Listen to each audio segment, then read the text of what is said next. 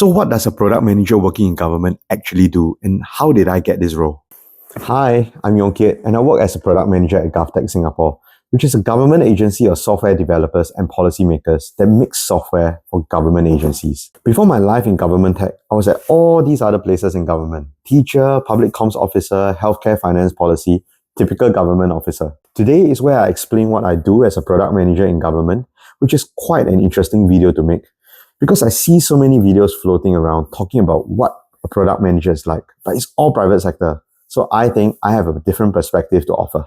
So I'm going to start by recounting how I landed my GovTech role. I was serving in the Ministry of Health during COVID from 2019 to 22, and I had two very special encounters that made me feel like picking up tech at some point in my career. The first encounter was being the policy officer in charge of improving one of our IT systems. Back then, I was just overwhelmed. APIs, databases, Java, tender documents, SFTP. To be honest, when I first took on the job, I was like, what the heck did I sign up for? And it turned out that after the whole incident was resolved, I realized that healthcare has like no fewer than 40 over IT systems. So that was when I realized I better go upskill myself in tech or something. The second encounter was during COVID itself. I met these two really odd pair of techies. They were in a meeting explaining how blockchain worked to senior management. And I was like, whoa, hashing and proof of work in a policy discussion. What the heck? So after the meeting, I went to call the two techies to get them to explain blockchain to me, and we hit it off. So the three of us ended up creating this thing called Health Certs, which was a blockchain mechanism to issue and verify COVID-19 vaccination certs. I'm super proud of this work. You can check out some of the things we did, and I'm going to put the links in the description below. These two encounters really impressed upon me the need to pick up some kind of tech skill sets, because I saw how important it was in government work. And that sparked off quite a few work reviews with my bosses then. And you must understand this, they were all policy kind of people. And to my surprise, they didn't disagree there was value in going to GovTech for 3 years to learn some tech skills. I was like, wow, policy guys saying that. So I just drafted emails to several GovTech directors to ask for a job, any job. And that same dude I worked with during COVID, he said he would take me on and let me learn on the job. And that's how I started as a product manager. I guess the first lesson here is, even in government, it pays to work with different people. But guess what? Only in my third year did I actually get to be a product manager. I had to spend 2 years of my time at GovTech learning so much. I'm just going to continue tomorrow, man. I'm going to skip to the good part and tell you in 2024 what I did as a full-fledged product manager. One day, I'll make a video about how I actually got to being a senior product manager with absolutely no product background, and the story may shock you. Anyway, if I could summarize what a PM does in one line. A PM is supposed to make the life of his software engineers easier so they can just code all day without distractions. And if you suck at it, your engineers will say you're a lousy PM. What do you mean, Yong Kiet? Aren't you supposed to build, market, or sell the product? No, I'm not kidding. Although I'm drastically oversimplifying things, that frame is exactly what a PM is supposed to do. The reason is because there's a ton of things you need to do so that your guys can focus on their work. If you think that software engineers are lazy and don't want to be product partners, that's not true. It's because coding is highly specialized.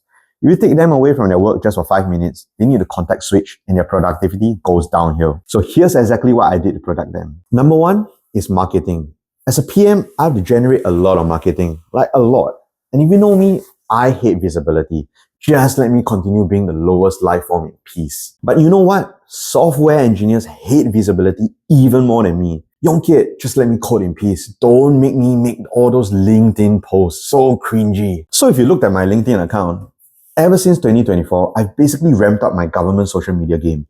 Every other day or so, I will be creating videos, tutorials, and just building networks within government to sell all the products that my software engineers made. I even wrote things like Medium articles, launched a personal website, and revived my YouTube account to create product videos. And it's not just about selling products.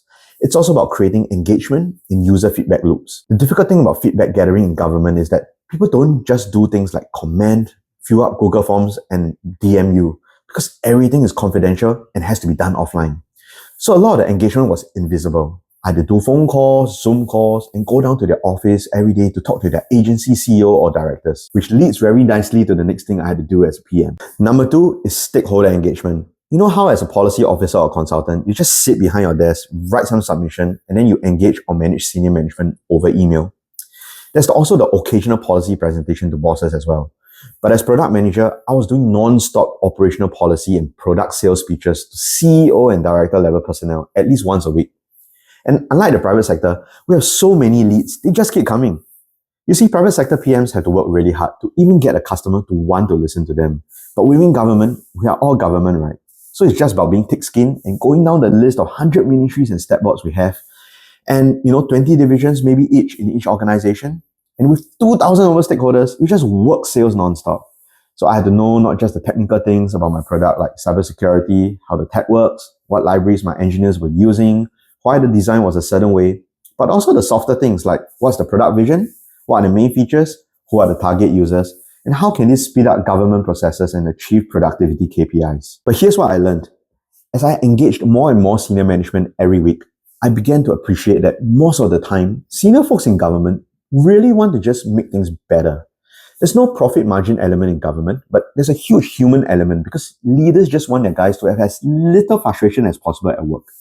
Knowing that made me more confident that I didn't need to sell snake oil, like this is going to save your company money. I could focus on things like this product going to make your guys happier workers and it's going to make them love their job even more. Number 3 is finding use cases. This is probably the toughest part of being a PM. Software engineers are very expensive resources. So if a product manager is unable to find a product that's useful, the engineers will all be redeployed to another product with demand. The product manager will be left with no engineers and he's going to be redeployed to do admin work. And trust me, that sucks. So a lot of stakeholder engagement was really about finding leads either top down or bottom up.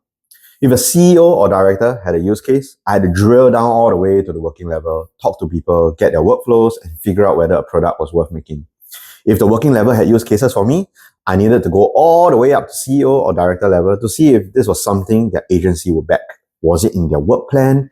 Was it part of the culture they wanted to create? So it was a lot of fact finding at the bottom, but also political way finding at the top. And I think what makes it easy in government is that you're not some kind of outsider to big bosses. But the hard thing is also that there are so many big bosses, each having their own agency's priorities to manage. It's really quite hard, like private sector, to always be able to find a common central product that meets everyone's needs. Number 4, budgeting, policy, procurement, and governance. On top of all that, I had to do government work and private sector equivalent. I had to write my own policy funding papers to seek approval for funding from Ministry of Finance. I had to liaise with private sector vendors to negotiate for the best price for new products, read through government manuals to activate bulk tenders. I also needed to understand government instruction manuals so I can work with my engineers to design the correct cybersecurity for products. And then I also had to read through things like Apple App Store, Google Play Store contracts, email these companies and negotiate for timelines. Oh, and I also had to give input to policy papers. I didn't need to draft policy papers, of course, but I would get policy papers coming from all over Singapore ministries asking me for things like, is this technically feasible? What's the estimated cost? What's the kind of technology we need to use? Can you provide a few paragraphs to explain why this tech is worth procuring over the other types of tech? Can you just come down to my office today, give a presentation to my boss, insert him and tell me why his tech cannot work? Oh yeah, I also had to write speeches and staff meetings and take notes. You didn't expect that, right? Oh my gosh, I was like, am I a policy person? Am I a techie, a salesperson, a procurement officer? I guess I was all of them. Number 5 is product management and team management. So finally, we get to the thing that most people think PMs do, the actual product management. But other than the product itself, the engineers, the designers, the staffers, your entire team, that's the true product you need to build as a PM. Product management is easy to understand. It's all the things you see in my online class on applied AI product management. Creating user stories so engineers know what to do, creating prototypes with engineers, testing it out with users, doing product demos to get feedback, planning out the release dates, and creating that grand product vision of what your product is really supposed to achieve for government. There's also prioritizing stakeholder needs, making sure the product isn't losing money for government, and things like coming out with pricing plans and making sure there's cost recovery. You see, as PM, the product is relatively easy to create. You just tell your engineers, users need this, users need that, and they are the ones who do it, not you. And ultimately, a lot of the work that you do isn't technical hard lifting. But in government, if your team cannot understand policy rationale, product vision, if you cannot paint a picture of the customer and the public service officer the product is supposed to serve, trust me, your engineers ain't going to do it for you. Engineers don't follow orders blindly, and they want to deliver value. So a lot of the work in product management is actually showing engineers real evidence, real stories, and real people that they are supposed to build for. Engineers don't sit in policy meetings all day long. So of course, they don't know things like policy principles, public service ops frameworks, and a lot of the so-called policy and ops issues that officers struggle with. So your job as a government PM is not just to create a product for government, but to also build up a team who understands the ethos, the logic, and the policy principles of government.